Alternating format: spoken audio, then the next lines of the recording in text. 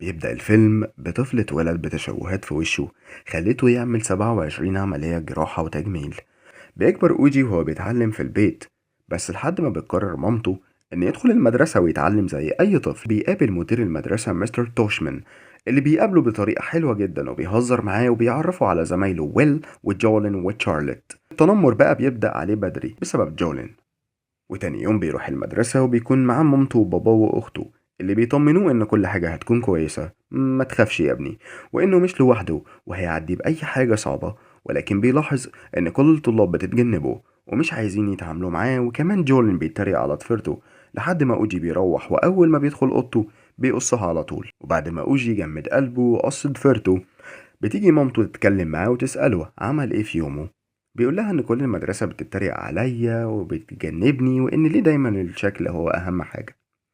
بتحاول بقى مامته وباباه انهم يواسوه بيضحكوا معاه، وبتيجي اخته فيا كمان اللي دايما بتشبهه بانه الشمس، وان اسرتها هي الكواكب اللي بتدور حواليها، وانها بتحبه جدا.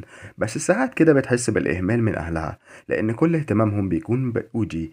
بس حتى ميراندا صاحبتها اللي بتتعرف على شلة جديدة تانية بتبعد عنها تماما وبتكون وحيدة لحد ما بيجي جاستن زميلها في المدرسة وبيعرض عليها إنها تشارك في نادي الدراما والمسرح اللي في المدرسة، وطبعا فيا ما صدقت وبتوافق. وبنلاقي أوجي بيعاني في وقت الاستراحة بتاعته في المدرسة اللي كان ما بيصدق إنها تخلص عشان يطلع على طول جري على حصة العلوم اللي بيحبها وشاطر فيها عكس ويل.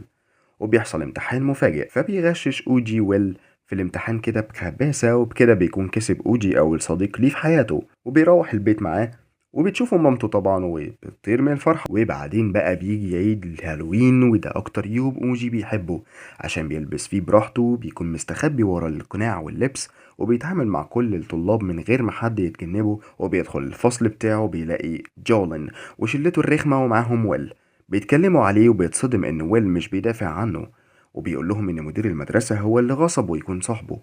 وبكده بيتحول اسعد يوم في حياة اوجي لأسوأ يوم في عمره. وبتيجي فيا اخته بتحاول تخفف عنه فبتلبس لبس الهالوين وبتسأله مالك، فبيحكي لها انه سمع ويل بيتكلم عليه وانه يا ريته ما دخل المدرسة ولا اتعرف عليه. وبتقول له انها كمان ما عندهاش صحاب وان هو صاحبها الوحيد، وبتقنعه انهم يخرجوا وبينزلوا فعلا. تاني يوم بقى بيروح اوجي المدرسة وبيتعامل بمنتهى البرود مع ويل، وبيفتكر ويل كلامه مع مامته وهو بيقول لها ان اوجي دمه خفيف وانه في الاول وافق يبقى صاحبه عشان هي قالت له بس، لكن دلوقتي هو بيحبه اكتر من صحابه التانيين. وبيروح ويل بيقعد مع اوجي وقت الاستراحة بس هو بيرفض. فسامر بتعرض على أودي إنها تقعد معاه وإنهم يكونوا صحاب، وأودي بيوافق على طول، وبيبقوا الاتنين صحاب جدا زي أخته ما بقت صاحبة جاستن وكمان ارتبطوا.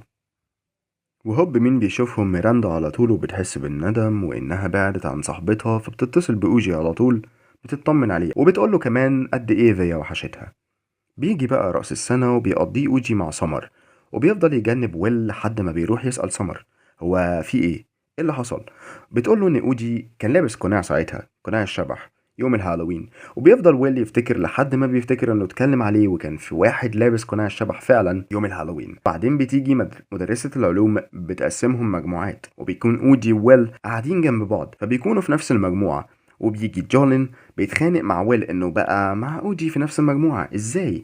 وبعد ما بيروحوا بيكلم ويل اوجي وهما بيلعبوا بيعتذر له وبيقول له انه غلطان وانه عايز يفضلوا صحاب وبيوافق اوجي. وبيجي ميعاد عرض حفلة فيا وجاستن طبعا، وبيحضرها كل اهلها. ولما بتشوفهم ميراندا بتقرر انها تسيب الدور لفيا طبعا، احتراما وتقديرا.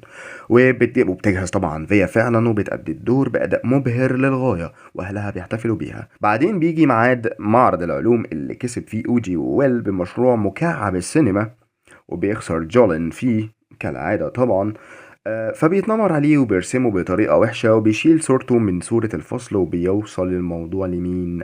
للمدير المدرسة على طول، وبيستدعي أهل جولين وبيفصلوا على طول من المدرسة وبيحرموا من رحلة آخر سنة اللي بيستمتع بيها أوجي وبيكون فيها صحاب جداد، أو بيكون فيها صحاب جداد. وبيجي حفلة نهاية السنة اللي بيشكر فيها ويل مامته إنها وثقت فيه ودخلته المدرسة، وبيقدم مدير المدرسة جايزة الطالب المثالي واللي بيكسبها أوجي، وبيطلع يشكر فيها أهله وأصحابه والمدرسين بتوعه اللي ساعدوه وفضلوا معاه.